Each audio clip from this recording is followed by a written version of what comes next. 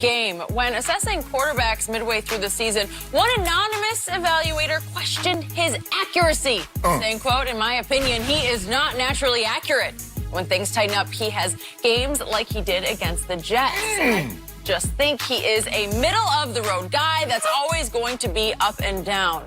Harsh words, Shannon. How much truth is there to this? I think about there's a lot of different definitions of middle of the road. What does middle of the road mean? That either good or bad, huh? So he's just middle of the road. He don't know where. As you called him yesterday, marginal. Marginal. I'm just quoting you. That was the evaluator said. I'm just little old me. What I know about anything? I just happen to play 14, got a little gold jacket or something. You're in the Hall of Fame. This evaluator is probably almost certainly not in the Hall of Fame. Skip that. Look, I think the thing is that when we talk about accuracy, and people look at it and it says, okay, he threw the ball was complete. That's accuracy. But no, the difference is that you watch Aaron Rodgers, he throws the ball, he gives the guys an opportunity to run with it after the catch. You see, if he puts the ball in front of Amari Cooper, Amari Cooper hits his head on the goalpost, you don't have to worry about Amari Cooper hitting him in the back and the ball popping up and being intercepted by Jair Alexander. Those are what we're talking about, Skip. That's the accuracy, I think, the evaluator. Look, you look at a situation like, oh, swing pass, to Zeke or check down on a screen or something. And then he'll throw the ball 40 yards down the field. Like, oh, look at all the air. But hold on. He just threw 7 check downs.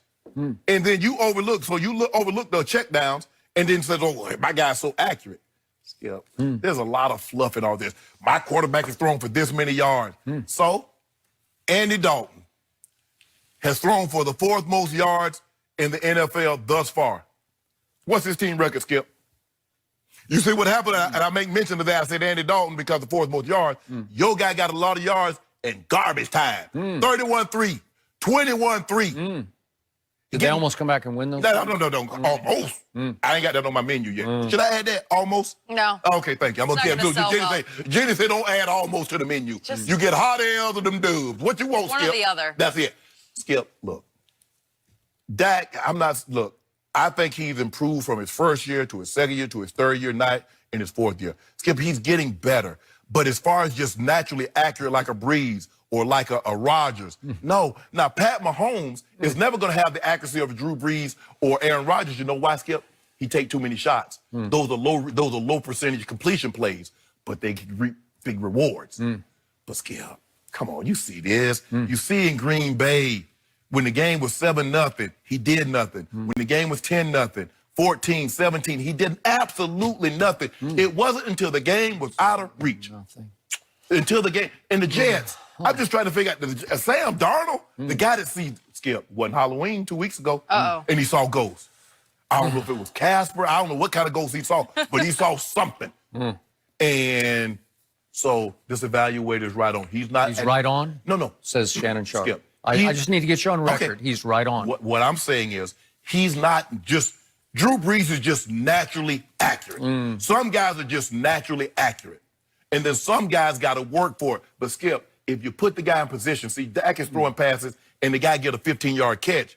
Well, if he threw it accurately, more accurate, it's a 30-yard catch and run. There's a difference between the two. Yes, one is a catch, 15 yards, but the other would have been put him in place to get a 30-yard instead of just 15. That's what I'm talking about.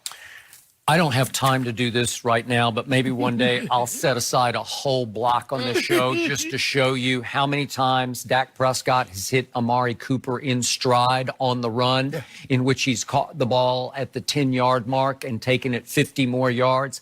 It happens 4 or 5 times every game. It's what he can do and continues to do. And it's why this whole premise makes me angry just to the point of being sick to my stomach, because here we go again. What do you This is lazy. This is the laziest handle anybody. It's like there's a myth out there operating about Dak Prescott. What do I always tell you? Most underappreciated, overcriticized quarterback in the history of pro football. And it's because a lot of these evaluators dug in when he was a rookie and dismissed him as inaccurate. So now there's this incredibly, erroneously unfair label tattooed on his forehead that says inaccurate. And you push it. You might have started it, but you certainly extend the myth of it because I get it on a daily basis. And all he does is throw accurate passes, but everybody continues to dismiss him as inaccurate. So let's go back to, and by the way, before I leave this behind, Mike Sando on The Athletic also comes right out of this quote and says, that is not necessarily the prevailing opinion. Another evaluator praised Prescott for his accuracy early in the Jets game and came away impressed at how the quarterback's toughness, blah, blah, blah, you know what happened because they didn't have either star tackle in that game. Amari was lost immediately in that game. Dak Prescott got hit or knocked down or rushed or hurried on nearly every throw in that game, and he just kept jumping right up and throwing another completion and brought them all the way back from 21-3 down despite 3 drops from Michael Gallup. 3 drops. You can go look it up. It happens. And 2 more drops from 2 other receivers. He suffered 5 drops in that game and still came within a 2-point conversion pass to Jason Witten on which he got mugged by Marcus May of the Jets. It was an absolute mugging at the goal line because they just said, let him play. Let him just beat it because it's big old strong Jason Witten. No, you wanted the official to decide the game. I would like to have the play over when you let it play fairly, you know, okay? And again, the pass was right on the nose, but you can't catch it when both your arms are being held down. Well, that's what happened. That was an exaggeration. That was not what happened. So let's look at the takeaway from the Jets game. Dak Prescott wound up with a QBR in the Jets game of 74. Sam Darnold had the day of his life and had a 68 total QBR, 74 to 68. So that should tell you something. So my quarterback outplayed Sam Darnold on his best game at home. And this was at the Jets. And my quarterback went 28 of 40 for 278 and did not turn it over one time while he's just getting harassed, hit, knocked down on every play by some Jets blitzer because Greg Williams smelled blood because there were neither tackle. We'll blitz him every down. And that's what they did. And he brought them all the way back from 21-3 down to within a 2-point conversion of 24-24. And who scored the tying touchdown after they went 12 plays, 75 yards? Guess who? The quarterback ran the ball into the end zone because he's really good with his legs. Actually has to do with arms, not legs. So, once again, what did we see last year after he got Amari Cooper? The last 10 games, not 2 games or 4 games, 10 games of last year. Dak Prescott led the entire league in completions. He led the entire league on what are called catchable passes. So he threw the most catchable passes, and he was 3rd in the whole NFL in what's called air distance. How far does the ball travel to the receiver? So he was not dinking and dacking over the last 10 games. They won 8 of those games. He was throwing it down the field to Amari Cooper. So what have we seen so far this year? He leads the whole NFL in QBR, and Pro Football Focus says that at the midway point, they do their NFL all-pro teams, their first team all-pro. He was on it because he was 2nd. He got honorable mention to Russell Wilson. So they said Russell Wilson is the star of stars at quarterback through the first half of the season. And 2nd, the runner-up, first runner-up is that guy, number 4, Dak Prescott. Skip. How about that? You want to be Miss Universe or first runner-up? Okay, well, guess who wasn't first runner-up? Aaron Rodgers wasn't first runner-up. And everybody knows it's bogus. Homeboy wasn't. And everybody knows it's bogus. No Tom Brady, right? No Drew Brees. He's been hurt, obviously. Skip, you a movie guy. You and I both movie guys. Skip, you remember the scene in Silence of the Lambs? I don't even want to talk about it. I don't like it. I don't like horror. What's happening right now? Dr. Chilton is laying on his couch. And I watched it, and now I'm going to have a bad dream tonight because you brought it up again. Okay, I want to just erase it from my memory. Okay, I want you to. Okay, and he's, you know, it's like he's supposed to be. He won't tell him who Buffalo Bill is, and he'll make sure he goes to this great little lake, and I would get to swim with the turns, I think they're called. Skip, if you don't mind me asking, how many great quarterbacks go 3 straight games and score 3 points in the first half in each game? How many of those great quarterbacks, accurate quarterbacks, do that? Well, just Brady, how bad their defense Rodgers, is. Breeze, Mahomes, boy. I'm talking about which one? Which one you think? Tom Brady did in the Super Bowl.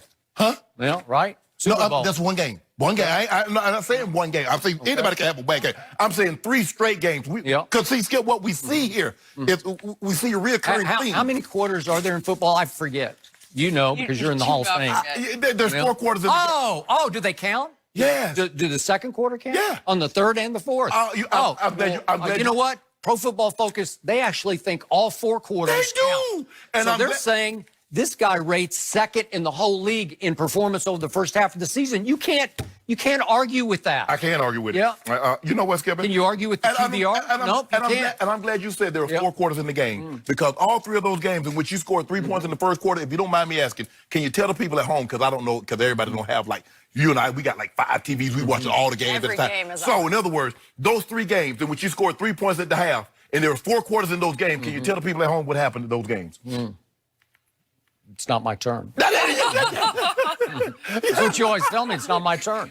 You see, Skip, Dak does complete passes, but he leaves yards on the field because a 15-yard completion could be a 30-yard catch and run if he put them. I'm telling you, that's just baloney. That's the biggest bunch of baloney you've ever tried to sell our audience. Skip.